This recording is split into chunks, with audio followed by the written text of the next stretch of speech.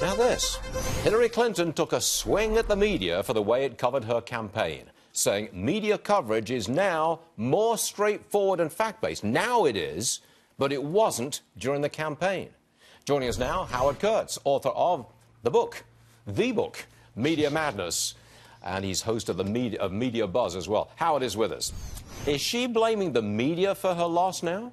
Well, let's say, Stuart, there's a very long list of people and forces that Hillary Clinton has blamed for the fact that she didn't win in 2016, and the media occupy a pretty high spot there. She particularly has it in for the New York Times. I've talked to people around her. She thinks that's the paper that broke the private email server scandal. And what she never seems to quite grasp is Donald Trump completely outplayed her in the media, in part because he did hundreds of interviews and she did very few. I disagree, Howard. I mean, sorry, but I thought the New York Times was firmly on Hillary Clinton's side. Sure, the New York Times endorsed her. So did the Washington Post. They all endorsed her.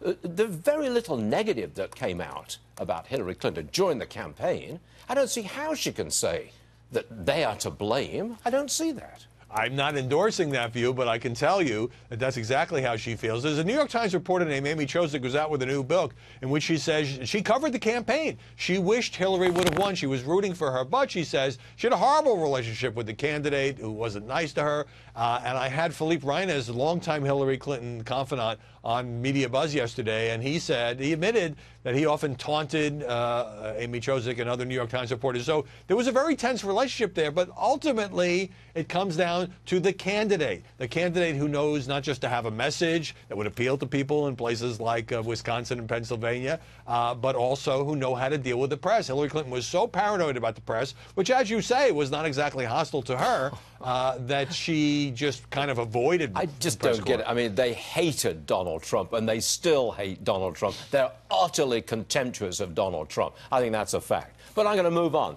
because I've got a far more important subject for you, Howard Kurtz. As you know, the Duchess of Cambridge has given birth to a baby boy. Happened this morning. Don't know the name yet. We know the weight was about 8 pounds. What's with America's obsession with British royals and their offspring? Well, I think there should be a new rule. The media should only get to go haywire when it's the first baby of a royal couple. This is number 3 for William and Kate. Look, there's always been this fascination because we don't have any royalty in our politics. Our president and vice president and even first ladies are often caught in the political crossfire. Always been this fascination with the royals. I think that ramped up with Diana and the soap opera surrounding her time as princess. And now, as soon as if you marry into the royal family, you become an instant worldwide celebrity. The media loves celebrity, and they love babies, and they love what's the name going to be. I don't fully understand it. I don't know. You're probably a little more fascinated than the average American, but No, I'm not. What about you, Howard? Come on. When did you first hear this news? I know it broke this morning. When did you hear it? I heard it from your producers. But I knew the baby was coming. I just didn't know it had actually arrived. You've just destroyed the premise of my story. I thought you were fascinated, but you're not.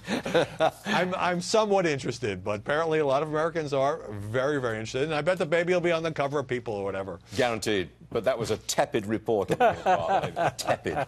Howard Kurtz, thanks for joining us, sir. We'll see you soon. All right. Thanks.